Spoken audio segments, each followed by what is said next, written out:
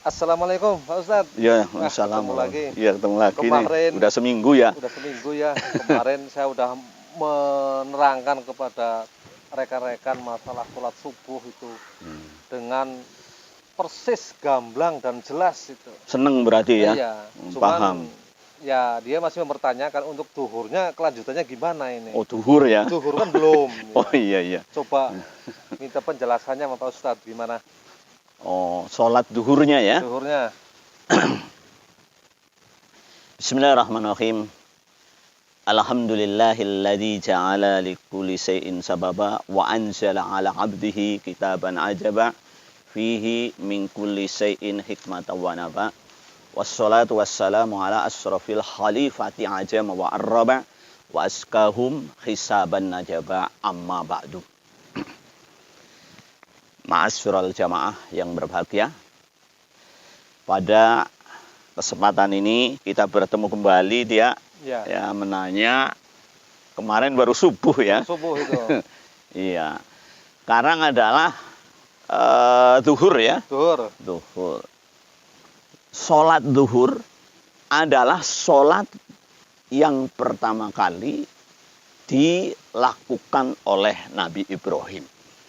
Jadi waktu Nabi Adam itu nggak menjalankan sholat duhur. Oh, iya, paham ya? Iya.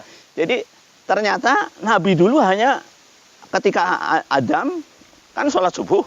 Iya. Nah sekarang Ibrahim. Nah, ini termasuk ulul azmi. Jadi masuknya kepada ulul azmi. Nabi-nabi yang istimewa. Iya. Nabi Adam juga istimewa. Nabi Ibrahim juga tergolong Nabi ulul azmi yang jumlahnya ada 5. Nah, Nabi Ibrahim yang pertama kali menjalankan sholat duhur. Ya. Jadi yang pertama kali menjalankan sholat duhur adalah Nabi Ibrahim. Waktunya ketika tergelincir matahari. Mengapa kok waktunya tergelincir matahari? Karena Nabi Ibrahim mendapat perintah dari Allah. Ya, mendapat perintah dari Allah untuk menyembelih anaknya. Ya, pernah dengar kan dulu waktu kecil ya, pernah dengar kisahnya Nabi Ibrahim ya? Kisah Ibrahim. Iyalah, dulu waktu SD kan pernah kan ya dengar. Kalau Idul Adha itu. Iya, Idul Adha. Nabi Ibrahim mendapat perintah Allah ketika dia berdoa lailan wa nahar, siang dan malam, minta Rabbi habli minas solihin, ya Allah berikanlah aku anak yang soleh. Bukan lama, ternyata dalam sejarahnya itu 23 tahun loh berdoa. Nah, makanya ini hikmahnya bagi kita ya. Kalau doa itu jangan cengeng. Baru seminggu kalau nggak dikasih udah mana ini doanya. Malah nyalain doanya. Nggak manjur katanya. Kadang-kadang nyalain ustadznya malah. Ini Nabi Ibrahim aja seorang nabi berdoa ingin punya anak. Sampai 23 tahun baru dikasih. Akhirnya melahirkan yang namanya Ismail alaihi salam. Loh, setelah mendapatkan itu, ya Allah, waktu itu Nabi Ismail baru umur 13 tahun. 13 tahun. Maka itu waktu-waktu balik. Ya, kalau kambing, ya, kalau binatang itu kerbau, sapi itu waktu balik. Makanya ternyata setelah saya sejarahnya itu, mengapa syarat-syarat untuk korban itu lihat diantaranya adalah sudah poel. Poel itu balik itu artinya. Ya, jadi kambing itu sudah balik berarti. Nah ini karena Nabi Ismail umur 13 tahun. Disuruh oleh Allah nyuruh nyembelih Ismail. Waktunya adalah ketika pas pelaksanaannya adalah pas waktu di waktu duhur. Yaitu waktu tergelincirnya matahari. Dia pasrah mengikuti perintah Allah Subhanahu wa ta'ala. Yang kedua, jumlah rakaatnya. Nah, rakaatnya akhirnya dia melakukan sholat itu. Pada waktu itu melakukan sholat. Karena yang pertama adalah lantasan dasar dia bersyukur kepada Allah. Dia mengikuti sami'na wa ata'na. Artinya apa? Bisa melaksanakan perintah Allah walaupun itu berat. Coba bayangin ya, kalau sampean punya anak Anak satu. Anak suruh dipotong. satu-satunya suruh memotong, gimana rasanya itu? Nggak kuat ya, Iya. nggak tahan. Nah ini, siapa yang kuat? Makanya Nabi Ibrahim pasrah kepada Allah. Ya Allah, saya ini akan mengikuti perintah Allah.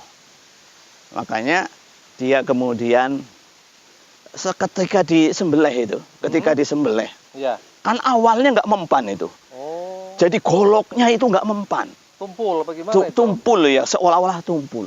Sampai-sampai Nabi Ibrahim saking nggak percayanya. Padahal udah diasah itu. Iya, iya. Coba dipukulkan kepada batu yang keras, batu hitam. Kalau di Mekah kan batu hitam itu. Iya. Pukul di situ, malah patah itu bendonya. Berarti kan ini tajam sebenarnya. Ya, Tapi tenang. itu. Nah, kemudian setelah yang keduanya, Ismail ngomong, ayah tolong tutupi dengan bajuku. Lehernya suruh nutup dengan baju. Ketika ditutup oleh Nabi Ibrahim dengan bajunya Ismail, dengan mengucapkan, ini biar tahu paham ya. Allahu Akbar. Waktu memegang bendo itu Nabi Ibrahim. Pegang golok. Iya, itu udah langsung mengucap Allahu Akbar, Allahu Akbar, Allahu Akbar. 3 kali. Iya. Malaikat Jibril ada di atas tanpa ada suara tanpa rupa. La ilaha illallah wallahu akbar. Itu malaikat Jibril. Iya. Ismail yang sudah siap disembelih. Allahu akbar walillahil hamd. Pasrah Nabi Ismail itu. Silahkan untuk dipotong, bayangin ya. Nah, akhirnya betul ketika dipotong, yang terpotong bukan lehernya kambing.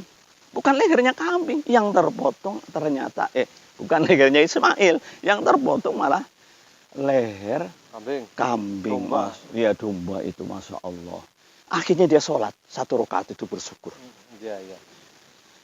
Lalu yang kedua, sholat lagi dia. Karena telah selesai mampu melaksanakan perintah Allah. Ya Allah, saya diberikan kemampuan oleh Allah bisa melakukan, ya, bersyukur karena setelah diberi kemampuan, ikhlas dan ridho karena Allah, diberi kemampuan untuk memotong Nabi Ismail. Dia sholat lagi. Itu yang kedua. Lalu yang ketiga, ini yang ketiga ya. Ya. Yang ketiga, dia sholat lagi. Bersyukur kepada Allah karena waktu itu kesedihan hilang itu. Hilang, kesedihan hilang. Ya Allah, yang tadinya sedih luar biasa, tahu-tahu kok hilang itu sedihnya. Dia bersyukur kembali sehingga melakukan sholat lagi menjadi 3 rakaat. Nah, kemudian yang keempat alasannya apa? Masya Allah. Nabi Ibrahim itu nabi istimewa. Dia bersyukur kepada Allah. Ya Allah, Allah mampu menggantikan, ya, apa itu domba atau kibas itu dari surga ternyata. Oh, dari surga itu? Iya. Setelah diteliti ternyata kambingnya bukan kambing biasa. Bukan kambing kota Mekah, bukan kambing Yaman, bukan Yordan, bukan Madinah, bukan Mekah. Ternyata itu dari surga. Kualitas super waktu itu. Luar biasa. Iya. Belum pernah ada orang memotong kambing dari surga. Pernahkah sampai zaman modern seperti ini? Iya, iya. Belum ada kan? Belum. Hanya Nabi Ibrahim alaihi salam. Itu ada 2 keistimewaan Ibrahim. Yang pertama, Ismail mendapatkan batu Hajar Aswad. Itu juga dari surga. Iya. Ya. Sekarang diberikan istimewa, ya. Diberikan setelah dewasa dia diberikan istimewa, diberikan oleh Allah kepada Ibrahim. Allah memberikan kepada Ibrahim dan Ismail kambing dari surga. Maka akhirnya dia syukur lagi. Ya Allah, ya, Azza wa Jalla yang luar biasa. Makanya akhirnya dia menjalankan sholat yang keempat kalinya atau 4 rakaat. Ya. Itu sebagai rasa syukur karena digantikan oleh Allah Subhanahu wa taala korban itu kambingnya, dombanya adalah dari surga. Nah, ini sejarah sholat zuhur 4 rakaat waktunya. Ya, kalau masalah waktu itu, mengapa di waktu tergelincir matahari? Karena waktu itulah Allah menyuruh kepada Ibrahim untuk memotong Nabi Ismail, dan pelaksananya juga itu akhirnya maka dia sholat duhur adalah waktunya adalah setelah gelincir matahari. Sedangkan masalah rokaatnya tadi sudah saya jelaskan, rokaat pertama, rokaat kedua, rokaat ketiga, dan yang keempat. Insya Allah ini mudah-mudahan kita menjadi wawasan kepada kita, dan pada hakikatnya intisari daripada sholat yaitu tadi, wa ma khalaqtul jinna wal insa illa liya'budun. Dasarnya Nabi Ibrahim adalah bersyukur kepada Allah. La in sakartum la azidannakum wa la in kafartum inna adzabi lasadid. Karena kalau kita bersyukur, insya Allah kita akan diberikan nikmat-nikmat Allah Subhanahu wa Ta'ala. Mudah-mudahan bermanfaat bagi kita, dan insya Allah sampean ya nanti bisa menjelaskan kepada kawan dan teman yang supaya intinya supaya semangat dalam ibadah. Ini loh Nabi Ibrahim, seorang ulul azmi aja sholat zuhur setiap hari. Lah kamu bukan nabi, bukan kiai, bukan ustadz, orang biasa masa nggak mau sholat. Ya, ini hikmahnya diantaranya. Ya, mudah-mudahan bermanfaat bagi kita.